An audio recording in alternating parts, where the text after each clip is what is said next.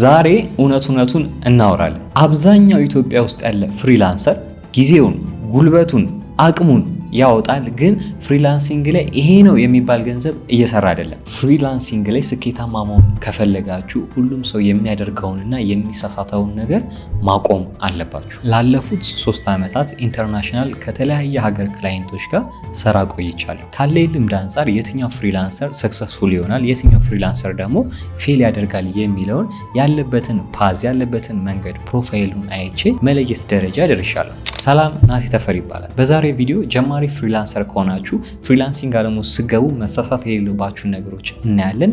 እንዲሁም ደግሞ ፍሪላንሲንግን ጀምራችሁ ብዙ ገንዘብ እየሰራችሁ ካልሆነ እንዳትሰሩ ያደረጋችሁን ነገሮች እና እየተሳሳታችሁትን ነገሮች ምንድናቸው የሚሉትን እናያለን። ከዛ በተጨማሪ ደግሞ እንዴት ነው ማስተካከል ያለባችሁ የሚሉትን ነገሮች ጭምር አብረን እናያለን። እኔ ፍሪላንሲንግ በምጀምርበት ጊዜ የጀመርኩት አፕወርክ ላይ ነበር። አፕወርክ ላይ ሲጀምር የዛን ጊዜ ኮኔክት እንደሆኑ አይደለም፣ በጣም ፍሪ ነበር። እንደ ልባችን ኮኔክት እናገኝ ነበር። በየወሩ 10 ይሰጠናል። ስንመዘገብ 50 ኮኔክት እናገኛለን። እሱን አገኘው ብዬ የተለያዩ ስራዎች ላይ ያመለክት ነበር። በጣም ብዙ ስራዎች ላይ አመልክቻለሁ። የዛኔ ደግሞ አፕላይ ስናደርግ 2 ኮኔክት 4 ኮኔክት ነበር የሚጠየቀውና አፕላይ ስናደርግ በጣም ብዙ ሪጀክቷል። በጣም ሪጀክቱ ደግሞ በቃ ተስፋ የሚያስቆርጥ አይነት ሪጀክት ነው። ለምን 20-30 ሪጀክት አድርገን ምንም አለመመለስ አለመታየት ጭምር ነው ሪጀክት የሚመጣው ማለት ነው። የዛን ሰዓት ማሰብ የነበረው ፍሪላንሲንግ በቃ ለኔ አይሆንም፣ ፍሪላንሲንግ ለኔ አልተፈጠረም፣ በቃ እኔ እዚህ ሙያ ውስጥ ልገባ አልችልም፣ ከኢትዮጵያ ሆኜ እንዴት እንደዚህ ልሰራ እችላለሁ፣ ጭራሽ እሱ ማይንድ ሴት ላይ ያለ አሁን ደግሞ የማይሆንም የሚል ሀሳብ መጣብኝ። ከዛ የሆነ ሰዓት ላይ ቁጭ ብዬ ከራሴ ጋር ማውራት ጀመርኩና የተረዳሁት ምንድነው ችግሩ ከኔ አይደለም፣ እኔ ስራዎችን ለማግኘት የምጠቀምበት ስትራቴጂ ትክክል አይደለም የሚለው ነገር ተረዳው። ያንን ምንድነው ያደረኩት? እኔ የምጠቀምበትን ስትራቴጂ እንዴት አፕላይ እንደማድረግ ፕሮፋይልን ያሉትን ነገሮች እንዳለ ማስተካከል ጀመር። እሱን ባስተካከልኩበት ሰዓት ግን የተለያዩ ክላይንቶች ከተለያየ ዓለም እኔም አፕላይ ያደረጉ ስራዎችን ማግኘት ጀመሩ፣ እነሱም ሪች አውት ማድረግ ጀመሩ፣ ኢንቪቴሽን መላክ ጀመረ። ይሄ ነገር ለኔ ነው የሚሆነው የሚል አስተሳሰብ ጭንቅላቴ ላይ መጣ። እስካሁን በምቆይበት ከ3 ዓመት በላይ ፍሪላንሲንግ ዓለም ውስጥ እየሰራሁ እገኛለሁ። እናንተም ፍሪላንሲንግ ውስጥ ገብታችሁ ጀማሪ ሆናችሁ ደግሞ ጀምራችሁ እየሰራችሁ ግን እየተሳካላችሁ ካልሆነ የነዚህ የተሳሳታችኋቸው እንደኔ ስህተቶች ነበሩ። ስለዚህ ዛሬ ከኔ ስህተቶች ከኔ ኤክስፔሪየንስ ተነስቼ 5 መሳሳት የሌለባችሁን ነገሮች በዚህ ቪዲዮ በደንብ አድርገን እናወራለን። አሁን የምናየው የመጀመሪያውን ሚስቴክ ነው። አብዛኛው ፍሪላንሰሮች ከገቡ በኋላ ብዙ ስራ እንዳያገኙ የሚያደርጋቸው ወይ ደግሞ ጀማሪ ሆናችሁ ስትገቡ ይህን ነገር ግዴታ ማስተካከል ስላለባችሁ ነው አሁንም ነግራችሁ። ይህን ነገር ለምንድነው ግዴታ ማስተካከለው ማወቅ ያለብኝ ካላችሁ የኔን ኤክስፔሪየንስ ልንገራችሁና ምክንያቱም በዛው ትረዱታላችሁ። መጀመሪያ አፕወርክ ስከፍት እንትን እሰራለሁ ብዬ ነበር ያስገባሁት። ቪዲዮ ኤዲቲንግ፣ ግራፊክስ፣ ሌላም በቃ ያገኘሁትን ኖርማል የማውቃቸውን ስራዎች ነበር ዝም ብዬ ሳስገባ የነበረው። ግን ክላይንቶች የሚፈልጉት አንድና አንድ ነገር አለ። አንድ ሰው በአንድ ነገር ላይ ኤክስፐርት የሆነ ሰው በጣም ተፈላጊ ነው። 4-5 ስራ ማወቃችሁ መጥፎ ነው እያልኳችሁ አይደለም።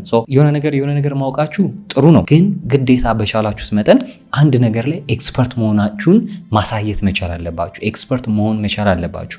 እናንተ በዛ ስራ ላይ ምን ያህል አቅም እንዳላችሁ ማሳየት መቻል አለባችሁ። ግን ኢማጂን የሚደረገው ፕሮፋይላችሁ ላይ ኖርማል ይሄን እሰራለሁ ባሰፋችሁት ቁጥር አንድ ነገር ላይ ስፔሻሊስት የመሆን ቻንሳችሁ ዝቅተኛ ስለሆነ ክላይንቱ የሚያስበው ምንድነው ይሄ ሰውዬማ በዚህ ስራ ላይ ስፔሻላይዝድ አይደለም ነው የሚለው። ስለዚህ እናንተ ምንድነው ማድረግ ያለባችሁ? በቻላችሁት መጠን ፕሮፋይላችሁን ስፔሻላይዝድ ማድረግ አለባችሁ። ስፔሻላይዝድም ስታደርጉ ብዙ ስኪል ሊኖራችሁ ይችላል። ከዛ ስኪል ላይ ግን እናንተ ፐርፌክት የሚያደርጋችሁ አሪፍ የሚያስብላችሁ የትኛው ነው? አስቡት እስቲ። እናንተ ያላችሁን ስኪል አለ፣ እስቲ የትኛው ነው እናንተን ተፈላጊ የሚያደርጋችሁ? በደንብ የምትችሉት የትኛው ስኪል ነው? ቲንክ አባውት ኢት። እሱን ስኪል አሁን ያሰባችሁትን እሱን ስኪል ምን ማድረግ አለባችሁ? ስፔሻላይዝድ ብላችሁ ማስቀመጥ መቻል አለባችሁ። ያ ሲሆን ክላይንቱ ደስ እያለው ይከፍላል። ምክንያቱም ለምንድን ነው የመጣው? እናንተ ጋር ስፔሻላይዝድ ናችሁ፣ እዛ ላይ ኤክስፐርት ናችሁ። ኤክስፐርቶች ደግሞ በደንብ ነው የሚከፈላችሁ። ግን ይህንንም እሰራለሁ ካላችሁ አሪፍ የሆነ ማስተር የሆነ ስኪል አይኖራችሁም። ስለዚህ ማንኛውም አይነት ክላይንት እናንተ ሊፈልጋችሁ አይችሉም። ስለዚህ በቻላችሁት መጠን ፕሮፋይላችሁን ስፔሻላይዝድ አድርጉ።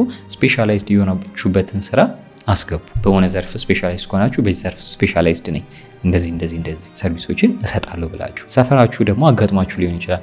እንትን እኮ ማሰራት ትፈልጋለሁ ሲባል እንትና ጋር ሂድ ይባላል፣ እንትና ጋር ሂጅ ይባላል። ለምንድን ነው? ያ ሰውዬ በዛ ዘርፍ ላይ በቃ ይታወቃል፣ ስፔሻላይዝድ ሆናል። እናንተ እንደዚህ ሲሆን ግን እንትና ይሰራል እንዴ መሰለኝ ነው የምትባሉት። ምክንያቱም ሁሉም ጋር ነው ያላችሁታ። ሁሉም ጋር የያዘ ፐርፌክት ሊሆን አይችልም። ሁሉም ጋር ፐርፌክት ልትሆኑ አትችሉም። አንድ ነገር ላይ አድምቶ የሰራ ሰው ነው ፐርፌክት መሆን የሚችለው። ስለዚህ በቻላችሁት መጠን አስተካክሉ። ስፔሻላይዛችሁን ካላስተካከላችሁ አብዛኛው ፍሪላንሰር ስፔሻላይዝ ስለማይኖረው ነው ብዙ ስራ ማያገኘው፣ ብዙ ኮንትራክት ማያገኘው። በቻላችሁት መጠን ስፔሻላይዛችሁን አስተካክላችሁ ስራዎችን ማግኘት ትችላላችሁ። እኔም ስፔሻላይዝዴን ካስተካከልኩ በኋላ ዘርፎቼን ሰብስቤ ኒቼ እንደሆነ አድርጌ ስፔሻላይዜን ካስተካከልኩ በኋላ ነው ስራ በደንብ እየመጣልኝ ያለው። አሁንም ፕሮፋይሊንግ ገብታችሁ ብታዩት የሆነ ስራ ላይ ኒሽ ዳውን አድርጌያለሁ። በቃ በዛ ዘርፍ ላይ ነው የምሰራው። ስለዚህ እናንተ በቻላችሁት መጠን ስፔሻላይዝ አድርጋችሁ ስራዎችን ዊን ማድረግ ትችላላችሁ። ይሄኛውን በእርግጠኝነት ነው የምነግራችሁ። ስፔሻላይዝ ካላደረጋችሁ ስራ የማግኘት ቻንሳችሁ በጣም ዝቅተኛ ነው። ሁለተኛው አብዛኛው ፍሪላንሰር አብዛኛው ከ99 ማለት ይቻላል 99% ያህል ፍሪላንሰሮች የሚሰሩ ስህተቶች ነው ይሄኛው ፓርት። አጋጥሟችሁ ሊሆን ይችላል። እናንተም ይህን ቪዲዮ እያያችሁት ያላችሁ ሰዎች ሰርታችሁት ሊሆን ይችላል። ፕሮፖዛል በጣም ደካማ ቀሽም የሆነ ፕሮፖዛል ማዘጋጀት አይታወቀንም። ለኛ ፐርፌክት ነው የሚመስለን፣ ግን ክላይንት ጋር ሲሄድ እንደዛ አይደለም። ለምሳሌ ሁለት ምክንያቶችን እናንሳ፣ ሁለት አይነት ኤግዛምፕል እንውሰድ። የመጀመሪያው አንድ ፕሮፖዛል አሪፍ አድርገን ፕሮፖዛል የምንለው ሲቪ እንደምንለው ማለት ነው። በተለምዶ ሲቪ ስለምንለው ግን ትክክለኛው ፕሮፖዛል የምንለው ነው። አንድ ፕሮፖዛል አዘጋጅተን ያንን ፕሮፖዛል ምንድነው የምናደርገው? ሲቪ አዘጋጅተን ያንን ሲቪ በቃ ሁሉም ጋር ነው እየሄድን የምንበትነው፣ ሁሉም ስራዎች ላይ ነው አፕላይ የምናደርገው አንድ ያዘጋጀነው ፕሮፖዛል። እንደዛ መሆን የለበትም። እያንዳንዱ ክላይንት ፍላጎት አለው፣ እያንዳንዱ ክላይንት አሰራር አለው፣ የተለያዩ ነገሮች አሉት። ስለዚህ ኤግዛክት ለዛ ክላይንት ተብሎ ምን መዘጋጀት አለበት? ፕሮፖዛል መዘጋጀት አለበት። ያ የሚዘጋጀው ደግሞ ክላይንቱ እንደዚህ ነገር እፈልጋለሁ፣ እንደዚህ ስራዎች አሉ፣ እንደዚህ ብሎ በሚጠቅሳቸው ተንተርሰን ነው እንጂ እኔ እንደዚህ እችላለሁ ብዬ አይደለም ማስቀምጥለት። ክላይንቱ ምንድነው የሚፈልገው፣ እኔ እሱ ጋር ብሄድ ምን አይነት ቫልዩ ነው አድ ላደርግለት የሚችለው የሚለውን ነገር ተረድተን ነው ፕሮፖዛል ማዘጋጀት ያለበት። ስለዚህ በቻላችሁት መጠን ፕሮፖዛላችሁን ስታዘጋጁ አንድ ፕሮፖዛል ለሁሉም አትላኩ። ስፔሲፊክ አድርጋችሁ ለዛ ክላይንት ለዛ ጆብ ፖስት ፕሮፖዛል በስትክክል አዘጋጁ። ሌላኛው ደግሞ በጣም አብዛኛው ፍሪላንሰር የሚሳሳተው ስህተት በተለይ ፕሮፖዛል ላይ ምንድነው? ፕሮፖዛሉ ልመና ነው እንጂ አቅማችሁን የምታሳዩበት እየሆነ አይደለም። አብዛኛው በቃ እኔን ቅጠረኝ፣ እኔን እንደዚህ አድርገኝ፣ እንደዛ መሆን የለበትም፣ ልመና መሆን የለበትም ፕሮፖዛል። ክላይንቱ እናንተን ቢያገኝ ምን ትጨምሩለታላችሁ? ምን አይነት ቫልዩ ትጨምሩለታላችሁ? የእሱን ችግር እንዴት ትፈቱለታላችሁ? ሰዓቱን እንዴት ሴፍ ታደርጉለታላችሁ ነው ዋናው የሚሆን የሚገባው። ሰዓቱን ችግሩን ከፈታችሁለት ማይቀጥራችሁበት ምንም አይነት ምክንያት አይኖርም ማለት ነው። ስለዚህ በቻላችሁት መጠን ፕሮፖዛሏችሁ ላይ ማድረግ ያለባችሁ እናንተን ለምንድነው መቅጠር ያለበት፣ ምን አይነት ቫልዩ ነው አድ ልታደርጉ የምትችሉት የሚለውን ነገር ማስተካከልና እዛ ላይ መጨመር መቻል አለባችሁ። ከዛ ውጭ ደግሞ ፕሩፉን ማስቀመጥ አለባችሁ። እኔ እንደዚህ እችላለሁ፣ ያንተ ድርጅት ብገባ እንደዚህ አይነት ለውጦች አመጣልሃለሁ፣ ከዚህ በፊት ግን እንደዚህ ቦታዎች ሰርቼ እንደዚህ አይነት ኢምፓክት አምጥቻለሁ ብላችሁ ማሳየት አለባችሁ ማለት ነው። ፕሩፍ አሳይታችሁ፣ ፕሩፍ የምንለው ደግሞ በፖርትፎሊዮ መንገድ ሊሆን ይችላል፣ በተለያየ መንገድ ሊሆን ይችላል፣ ማሳየት መቻል አለባችሁ። እንደዛ በምታደርጉበት ሰዓት በቀላሉ ክላይንቶችን ማግኘት አለባችሁ። ስለዚህ በተሻላችሁ መጠን አንድ ፕሮፖዛል አዘጋጅታችሁ ለብዙ ሰዎች አትላኩ። እንደዛውም ደግሞ ሌላ ፕሮፖዛላችሁን ላይክ የልመና ፕሮፖዛል አድርጋችሁ መላክ የለባችሁ ማለት ነው። ምክንያቱም በ2018 ግዴታ ሁሉም ወጣት ስራ አግኝቶ ኢንተርናሽናል ስራዎችን እየሰራ ዶላር ማግኘት ስላለበት ነው አሁን ጠንከር አድርጌ እየነገርኳችሁ ያላችሁት። ስለዚህ ፕሮፖዛላችሁ ልመና መሆን የለበትም። ፕሮፖዛላችሁ ደግሞ የእናንተን ቫልዩ ማሳየት መቻል አለበት። እነዚህንና ሌሎችንም አፕወርክ ላይ ከ3 ዓመት በላይ ያለኝ ልምድ የመጨረሻ ላይፍ ሴሽን የአፕወርክ ፉል ኮርስ አዘጋጅቼላችኋለሁ። ይህ የአፕወርክ ፉል ኮርስ የሚያካትተው እንዴት አድርጋችሁ አካውንታችሁን እንደምትከፍቱ ጀምሮ ከዛ በተጨማሪ ደግሞ ፕሮፋይላችሁ እንዴት ነው የምታስተካክሉት፣ ፕሮፖዛል እንዴት ነው የምታዘጋጁት፣ ፖርትፎሊዮ እንዴት ነው የሚዘጋጀው፣ ከክላይንት ጋር እንዴት ነው ኮሚኒኬት የምታደርጉት፣ ኮኔክት እንዴት ነው የምትጠቀሙት፣ ሜምበርሺፕ አፕወርክ ላይ ምንድን ነው፣ ከስካሞች ራሳችሁ እንዴት ነው የምትጠብቁት፣ ማይልስቶን ምንድን ነው፣ ምንም ማያካተው ነገር የለም። ከዛ በተጨማሪ ደግሞ ብር ስትሰሩ የሰራችሁትን ብር ወደምትፈልጉት እንዴት አድርጋችሁ ነው ማውጣት የምትችሉት። ብቻ ሁሉንም የሚያጠቃልለ የአፕወርክ ፉል ኮርስ ላይቭ ሴሽን የመጨረሻ ተዘጋጅቶላችኋል። ክላሱ የሚጀምረው ደግሞ ሰኞ ጥቅምት 3 ነው። ክላሱ ሳይሞላባችሁ ቶሎ ተመዝገቡ። 2 ቀን ብቻ ነው የቀረው። ከዛ በተጨማሪ ክላሱ መጨረሻ ላይ ስፔሻል ጊፍት ይኖረናል። እንዲሁም ክላሱን ለሚማሩ ተማሪዎች የመጀመሪያ ስራ ላይ የ15% ዲስካውንት ይኖራል። አሁን የምናየው ሶስተኛው አብዛኛው ፍሪላንሰር የሚሰራው ስህተት ነው። ይሄ ቀላል ሊመስላችሁ ይችላል። ደግሞ አብዛኞቻችሁ ይሄ ሊሆን ይችላል ምናምን ብላችሁ የምትገምቱት ይሆናል። ኮሚኒኬሽን ስንል ደግሞ ፑር የሆነ ኮሚኒኬሽን፣ ያ ማለት መግባባት፣ ከክላይንት ጋር መግባባት። እንዴ እየተግባባን እያወራን አይደለ እንዴ ልትሉ ትችላላችሁ። ግን ማውራት ብቻ በቂ አይደለም። ምን መሆን አለበት? ከክላይንቱ ጋር በደንብ መግባባት አለባችሁ። ክላይንት የሚያባረው ኦር ትቷችሁ የሚሄደው ሌላ ፍሪላንሰር ፈልጎ የሚሄደው ስራችሁ ኦር ኳሊቲ ብቻ ስላልጠበቀ አይደለም። መግባባትም ካልቻላችሁ ከሱ ጋር ምን ያደርጋል? ትቷችሁ ይሄዳል ማለት ነው። የኔን ኤግዛምፕል ልንገራችሁ። በፊት ፍሪላንሲንግን ሲጀምር ክላይንቱ ምንድን ነው የሚያደርገው? ገና ጀማሪ ነኝ፣ እዛ ኢንዱስትሪ ውስጥ ገና አዲስ ነኝ፣ በእነሱ ስታይል መስራት እየጀመርኩ ነው፣ ስለዚህ በጣም ኳሊቲ የለኝም፣ ምክንያቱም ገና ጀማሪ ስለሆንኩ። ምንድነው ግን ማደርገው? ኮሚኒኬሽኔ በጣም አሪፍ ነበር። እንዴት ነው አሪፍ ነበር ያልኳችሁ? ቴክስት በሚልክበት ሰዓት ፈጣን ምላሽ እሰጣለሁ። በቻልኩት መጠን ቀንም ማታም ሌሊትም በፈለገው በላከው ሰዓት በተሻለ ፍጥነት ለመመለስ ሞክራለሁ። ከዛ በተጨማሪ ደግሞ ፊድባኮች ይመጣሉ። ምክንያቱም ኳሊቲ እየጠበቅኩ አይደለም፣ አሪፍ የሆነ ኳሊቲ እያወጣውለት አይደለም። ምክንያቱም እየተላመድኩ ነው፣ ገና ማርኬቱን እየለመድኩ ነው። የእነሱም ስታይል ከኢትዮጵያ ከለመድነው ስታይል ይለያያል። ስለዚህ እየለመድኩ ያለው ሰው ነኝ። ምንድን ያደረግኩት? ፊድባኮች ይመጣሉ። አስተያየት፣ ይሄ ነገር ይስተካከል ተብሎ ይመጣል። የዛን ሰዓት ላይ አስተካክዬ እመልሳለሁ። አስተካክዬ ስመልስ ግን በቃ ከዚህ በኋላ አይምጣብኝ ብዬ አይደለም አስተካክዬ የምመልሰው። ምንድን ነው የማደርገው? ቼክ ኢት አውት ኢፍ ዩ ሃቭ ኤኒ ኮመንት ሌት ሚ ነው እጋብዘዋለሁ። ቼክ አድርገውና ኮሜንት ካለ እንዲመጣ።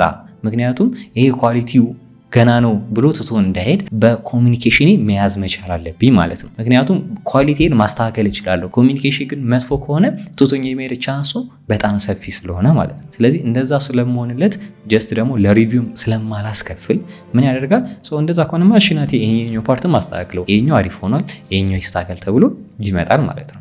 ከዛ በኋላ ግን እየለመድነው አይዲያውን ስታይሉን ከለመድን በኋላ ግን ፊድባክ አይመጣም። የዛን ሰዓት ግን ኮሚኒኬሽንን ስሙዝ አድርጌ የተመናጨቁ ተሰላችቼ መልሼ ቢሆን ስራ የማግኘት ቻንሴ እዚህም ደረጃ የመድረሴ ነገሮች በጣም ይቀንሱ ነበር ማለት ነው። ስለዚህ እናንተም በተሻላችሁ መጠን ኮሚኒኬሽናችሁን በጣም ስሙዝ ማድረግ አለባችሁ ማለት ነው። አንሰር ስትመልሱ ሞር ትረስት ይኖረዋል። ከነሱ ጋር ፍሬንድሊ ሊሆናችሁ ማስተካከል፣ እንደዚህ አድርጉልኝ ሲሏችሁ መስራት፣ ቴክስት በሚልኩልበት ሰዓት ፈጣን ምላሽ መስጠት። ምክንያቱም ቢሮ ውስጥ አይደላችሁም፣ እየተገናኛችሁ አይደለም።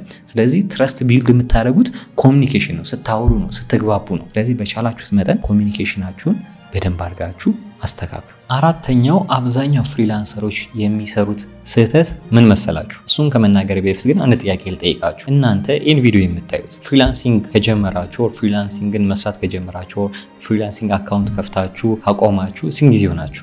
ወይስ ስቲል አሁንም እየሞከራችሁ ነው? እየሞከራችሁ ከሆነ ከስንት ጊዜ ነው የጀመራችሁት? ቢያንስ 1 ወር ሆናችኋል ፍሪላንሲንግ ከጀመራችሁ? 2 ወር፣ 3 ወር፣ ሳምንት፣ 1 ቀን? እስቲ መልሳችሁን ኮሜንት ላይ አስቀምጡልኝ። ፍሪላንሲንግ ሎተሪ አይደለም፣ ቶሎ የሚደርሳችሁ ኦር በጣም ቀላል ነገር አይደለም። ዴዲኬሽን ይፈልጋል። ለአንዳንድ ሰዎች ወዲያው ሊሳካላቸው ይችላል፣ ለአንዳንዱ ደግሞ ጊዜ ሊወስድ ይችላል። ግን ያ ማለት ጊዜ ወሰደ ማለት አይሳካም ማለት አይደለም። የኔን ኤክስፔሪንስ ልንገራችሁ። ቅድም ሜንሽን አድርጌዋለሁ። ፍሪላንሲንግ ሲጀምር ምንድነው በጣም ብዙ ስራዎች ላይ አፕላይ አድርጌያለሁ። አፕላይ ሳደርግ ፕሮፖዛሌ አይታይም ነበር። አይታይም ነው እያልኳቸው ያላችሁ። ታይቶ ስራ ለማግኘት አይደለም፣ ጭራሽ አያዩትም ነበር ፕሮፖዛሌ። ከዛ የሆነ ሰዓት ላይ እሱ ደግሞ ሲሻሻል ማየት ጀመሩ፣ ግን ስቲል ስራ አላገኘም። የሆነ ሲሻሻል ደግሞ አይተውት ማውራት ጀመሩ፣ ግን አይቀጥሩኝም። ይሄ የሚመጣው እናንተ ምን ማድረግ አለባችሁ? ትዕግስት ሊኖራችሁ ይገባል። ፔሸንት፣ ፕሮግረሱ ማመን መቻል አለባችሁ። ስኪሉ እንዳለ ካወቃችሁ ጊቭ አፕ ማድረግ የለባችሁ። በቃ ይሄማ ለኔ አይሰራም ብላችሁ ትታችሁ መውጣት አይጠበቅባችሁም። የጊዜ ጉዳይ ነው እንጂ መስተካከሉ አይቀርም ማለት ነው። ስለዚህ በቻላችሁት መጠን ጊዜ ሰታችሁ ለሱ ዴዲኬት ሆናችሁ መስራት ሊጠበቅባችሁ ይችላል። እንደ አበባው ሰዱት ኦር እንደ አትክልት አንድ ደስ የምትወዱትን አትክልት ወስዳችሁ እንደሱ አስቡት እስቲ። ጓራችሁ ላይ ተክላችሁ ሲዱን በትናችሁ ምንድነው የምታደርጉት? እስከሚበቅል ታግሳችሁ ነው የምትጠብቁት አይደለ? ውሃ እያጠጣችሁ እየኮተኮታችሁ አረሙን እያጸዳችሁ። ይህንንም በፍሪላንሲንግ ላይ ያምጡት። ዛሬ አካውንት ከፍታችሁ ፕሮፋይላችሁን ቢልድ አደረጋችሁ፣ ፕሮፖዛል አዘጋጃችሁ፣ ፖርትፎሊዮ አዘጋጃችሁ፣ እሱን ላካችሁ። እሱ ላይ አረም የምንለው ደግሞ ታስተካክሉታላችሁ። ይሄን አይወዱትም፣ ይሄን ይወዱታል እያለ አሻሽላችሁት። ግን መጨረሻ ላይ ምን ማግኘታችሁ አይቀርም፣ ውጤቱን ማየታችሁ አይቀርም፣ አብቦ ማየታችሁ አይቀርም። በዛ ምክንያት ምን ታደርጋላችሁ? እናንተም ውጤታማ ትሆናላችሁ ማለት ነው። ስለዚህ እናንተም በቻላችሁት መጠን ትዕግስት ሊኖራችሁ ይገባል። ፔሸንት በጣም ያስፈልጋል ማለት ነው። ስለዚህ ፍሪላንሲንግ ላይ በጭራሽ ተስፋ እንዳትቆርጡ። አምስተኛው ብዙ ፍሪላንሰሮች በተለይ ኢትዮጵያ ውስጥ ያሉ ፍሪላንሰሮች የሚሰሩት ስህተት ምንድነው ካላችሁ፣ ራሳቸው ላይ ስኪላቸው ላይ ኢንቨስት አለማድረግ። የሆነ ስኪል ይዛል አንድ ወጣት ምን አያደርግም? እሱን አፕግሬድ አያደርግም። ባለው ነገር እየተሻሻለ ራሱን አያመጣም። ራሱ ላይ ኢንቨስት አያደርግም። ጨዋታ ውስጥ ለመቆየት ቼዝ ስትጫወቱ ቼዝ ውስጥ ለመቆየት ምን መሆን አለባችሁ? ፎከስ ማድረግ አለባችሁ። የተለያዩ ቴክኒኮች ማወቅ አለባችሁ። ምክንያቱም እዛ ጋ ያለውን ነገር ማሸነፍ፣ ተጫዋቻችሁን ተቀናቃኛችሁን ማሸነፍ መቻል አለባችሁ። እንደዛው ፍሪላንሲንግ ላይ ደግሞ እንደናንተው ሌላ ሀገርም ኢትዮጵያ ውስጥም ስኪል ያለው ሰው አለ። ስለዚህ እነሱ የእናንተ ተቀናቃኝ ናቸው። እነሱን ለማሸነፍ እናንተ ራሳችሁ ላይ ምን ማድረግ አለባችሁ? ኢንቨስት አድርጋችሁ የራሳችሁን ስኪል ከፍ ማድረግ አለባችሁ። የምትጠቀሟቸውን ቱሎች ከፍ ማድረግ አለባችሁ። ለምሳሌ በቪዲዮ ኤዲቲንግ እንውሰደው። በቀላሉ ቪዲዮ ኤዲቲንግ በፊት 2010 ከዛ በታች 2017 18 እያለ አፕግሬድ እየሆነ መጥቷል አይደለ? አፕግሬድ የሆነው አዳዲስ ነገሮች እየመጡ ስለሆነ አዳዲስ ነገሮችም የመጡት ምንድነው? አዳዲስ ስታይሎች አሉ፣ አዳዲስ የኤዲቲንግ እንትኖች አሉ፣ ኢፌክቶች፣ ትራንዚሽኖች፣ በጣም አዲስ የሚመጣ ነገር አለ። አስቡት አሁን አዲሱን የለመደ 2026ም ሊወጣ ነው አይደለ? ፕሪሚየር ፕሮ ለምሳሌ እሱን የለመደ ሰውና 2000 ላይ የቀረ ፕሪሚየር የለመደ ሰው ሁለቱም የኤዲቲንግ ስኪል ነው ያላቸው። ግን የትኛው ነው ተፈላጊ የሚሆነው? ራሱን ከሶፍትዌሮቹ ጋር ከቱሎቹ ጋር አፕግሬድ ያደረገ ሰው ነው። ምክንያቱም ጊዜውን፣ ጉልበቱን፣ ፍጥነቱን መጨመር ይችላል። ከዛ ደግሞ አሪፍ የሆነ አውትፑት ማውጣት ይችላል ማለት ነው። ስለዚህ እናንተም ራሳችሁ ላይ ኢንቨስት ማድረግ አለባችሁ በቻላችሁ መጠን አዲስ ነገር ለክላይንቶቻችሁ ለመስጠት። አሁን ዲስከስ ካደረግናቸው ውስጥ እናንተ የትኛውን ሚስቴክ ሰርታችኋል ኦር እየሰራችሁ ነው የሚለውን ኮሜንት ሴክሽን ላይ አስቀምጡልኝ። ይህን ቪዲዮ ከወደዳችሁት ላይክ እና ሰብስክራይብ ማድረጋችሁን እንዳትረሱ። ቴሌግራም ላይ ናቲ ተፈሪ ብላችሁ ጆይን ማድረግ ትችላላችሁ። ቴንክ ዩ